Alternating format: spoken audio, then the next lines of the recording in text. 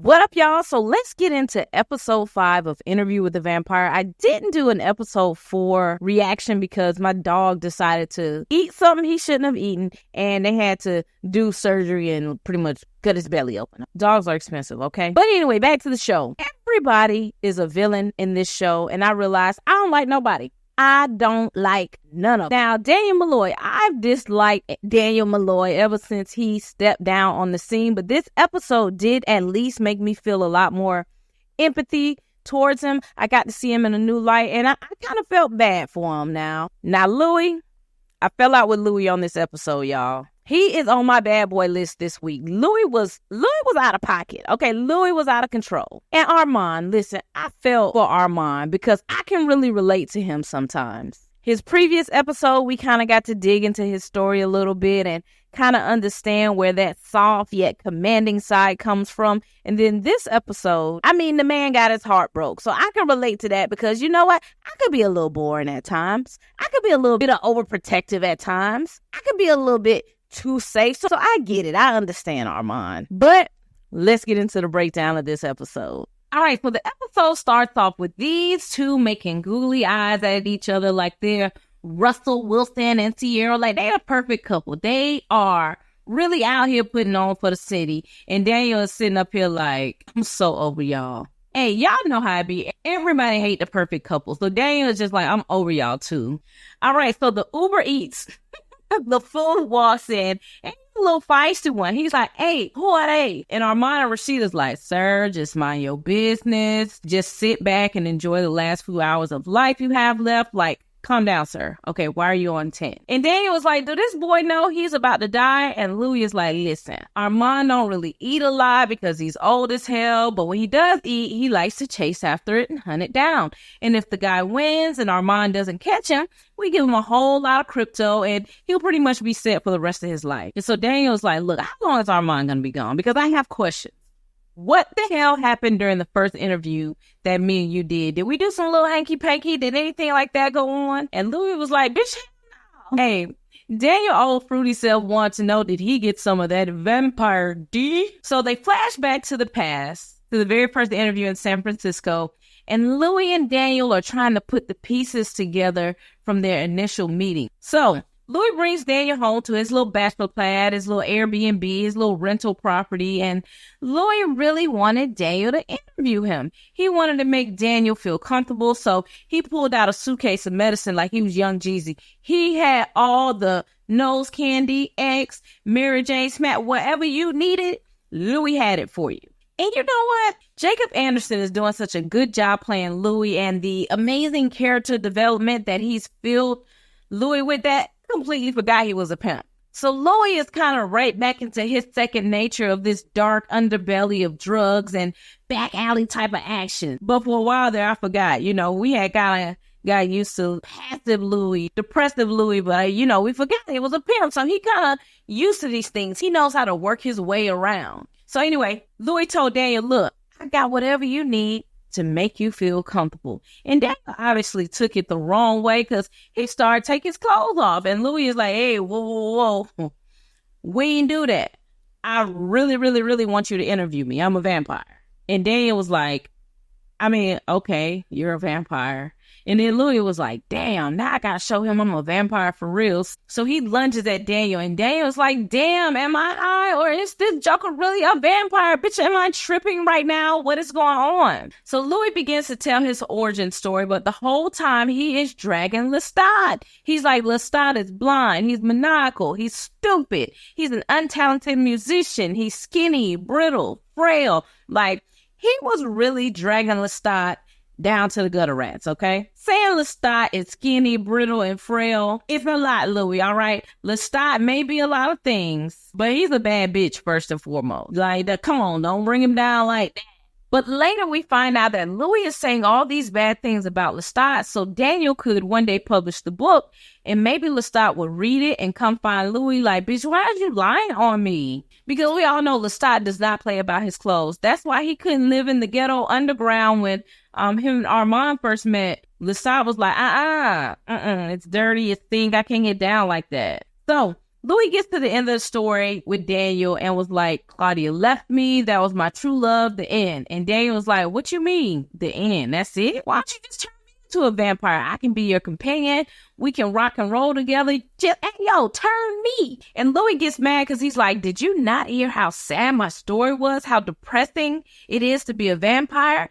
And Daniel just kept poking like, Louis, you got it made. And Louis just lost his damn mind and attacked him. Now, mind you, Daniel been on alcohol, cigarettes, nose candy all night. It is no telling what type of drugs Daniel has in his system. So when Louis is attacking him and drinking his blood, he's essentially taking in all those narcotics and he getting high. He getting high as heck. So Armand then bursts through the door like, what the hell is going on? Like, yeah, Lee. And Louis, just like the cheating infidel he is, was like, nah, Armand, chill out. It ain't even that bad. I can clean it up. It's cool. Just chill. Just chill. And Armand is like, damn, I always have to clean up after you. You're always being reckless. You're sitting here telling the journalist all of our business. Like, what the hell is wrong with you, Louis? And Louis is like, bitch, you are boring. Okay, I'm bored. I'm tired of you. And Daniel, he's interesting. He's exciting. I like him. He's cool. And baby, they just started attacking each other. They started attacking the lowest of the lows. They went to the bottom pits of hell. They went and found each other's darkest spots and put bullets on them. Armand begins to go after how Louis feels so empathetic when he takes life away. And Louis is like, well, at least my maker didn't groom me and have me all up in a brothel. Like, and Armand was like, your sister buried you even though you were still alive and your brother jumped off of a house. Yo, they were going at it each other. They were reading each other to the field. Armand is like, all you do is cry, Louis. You are a depressing baby who's stuck on Lestat. Armand was like, all you talked about all damn night long was freaking Lestat, Louis. Baby, it got heated. They was going in. Lestat is breaking up happy homes and he ain't even nowhere near them. Lestat, while all this was going on, was somewhere at the Lenox Mall, at the Chanel store, finding the latest couture that's getting ready to come out, and they was tearing the damn house up in San Francisco. So Armand is still reading Louis the filth, and then he was like, and guess what? Claudia didn't really give a F about you either, Louis. Now that, when he said Claudia did not care about Louis, that really hurt Louis' feelings. I'm talking about hurt him so bad that he ran into the sun and tried to unalive himself. Now, part of that was just being extremely depressed, and the other half was like drugs, because who the hell knows what the hell Daniel was on? Armand had to go save Louis, bring him back up in the house, and now he's sitting up here like the crypt keeper, and Armand is like, look at you, look, now I gotta nurse you back to health after you just wore my ass out. Now I got to fix everything. Hey, yo, if this isn't insight into how karma, arguments, and relationships can be. Now, Louis is laying in the bed. He's crying and he's sorry. But at the same time, he's like, Armand, is Daniel still alive? And Armand is like, boy, what the hell? After everything we went through, you still worried about Daniel. Now, that pisses Armand off. And he starts yo-yoing Daniel in the background. He is slamming him from the top to the bottom. Like a Chevy Impala on hydraulics. I felt so bad for Daniel. I was like, oh my God. I was like, Armand, stop. Like, it's bad enough. He already high as the kite. Y'all done bit him on his neck. And now you treating him like a yo-yo. Like, chill, Armand. Y'all are torturing him at this point.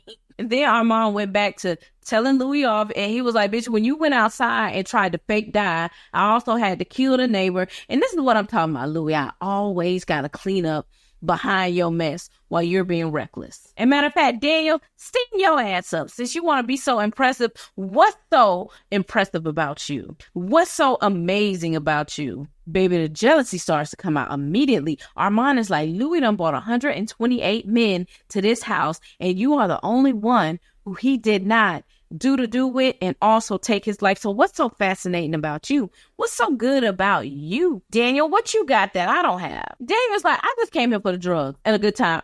I didn't know I was walking into a three-way love triangle. I ain't about all that. Y'all just let me go. Just let me get up out of here. And Armand is like, sir, get on your damn knees. Matter of fact, sit down in the air without a chair. How about that? I want to know what makes you so fascinating. Come sit down. So then Armand starts reading him, was like, all you've done is sell some Playboy magazines, get busy with a girl with a bag over her head because you are obviously very gay. There is nothing amazing about you at all. And Daniel was like, bitch, you right. Hey, I ain't never said it was nothing amazing about me. Like, let me go. Now, Louis is still in pain. Armand walked over to Louis and was like, I listened to the tape twice.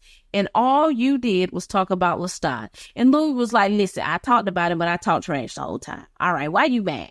And then Armand was like, listen, when me and you met and you talked about Louis, you didn't talk about him in a negative light like you did on those tapes. You talked about him in a dreamy fantasy type way. So now I feel like you're playing in my face, Louis. Louis, I feel like you were talking about Lestat bad on purpose because you wanted Daniel to publish this book so Lestat could come looking for you. And you ain't even really have to do all that to me. You did not have to do this to get Lestat's attention. Armand was like, listen, if you ain't want to be here, you ain't got to be here because I'm so boring. I'm so calm. All you had to do was say so and you could have left. And Armand was like, matter of fact, before I go and leave you alone and leave you burnt up here by yourself, I'm going to contact Lestat so y'all can have some closure because you obviously still care about him. So Armand gets on the vampire WhatsApp and calls Lestat. Lestat is probably somewhere, like I said earlier, at the Lenox Mall trying to buy some Chanel. And Armand is like, Lestat, Louis done hurt his damn self and he misses you. So Lestat begins to speak through Armand and it's like, Louis, are you okay? And Louis is laying up there like a piece of steak hibachi, crying, not saying nothing. And Lestat was like, okay, you're not going to respond. Well, I do love you. Armand, make sure you tell him I love you. And Armand was like, yeah, no, I'm not going to do that. And he hung the phone up. This show is crazy. And then Louis was like, listen, Armand, he was my maker. Like, he was my baby mama. It's really not that deep. I really don't want Lestat like that. Armand is like, hello, you just ran out there and French toast yourself. Am I going to have to walk on eggshells for the next 1,000 years? Because every time you get depressed, I got to be worried that you're going to go hop in the air fryer. Like, come on, Louis, you are a lie. This is all what Armand is saying. Well, that's what he's saying in my words. Armand is like, look, I know I messed up in Paris, but golly, you got to forgive me one day. Like, I cannot with you, Louis. You are a lie. Matter of fact, take your ass to sleep. And so he hit Louis with the rest and Louis went to sleep. Then he went into the kitchen. He told Daniel, you ain't shit. You ain't never gonna be shit. Your wife gonna hate you. Your kids probably don't like you and you probably gonna kill yourself anyway. So I'm gonna just go ahead and do it peacefully right here, right now.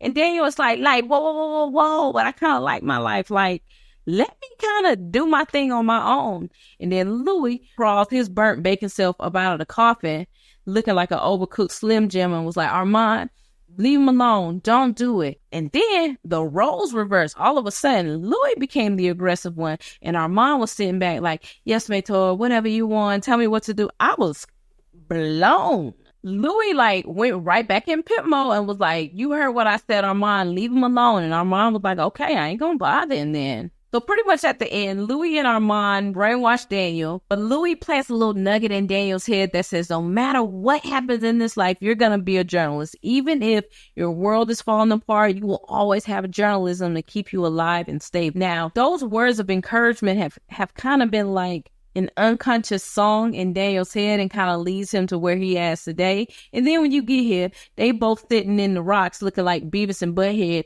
trying to figure out why Armand decided to do a hard reset on their memories and what else the hell Armand has done to switch and alter history around. Who the hell knows?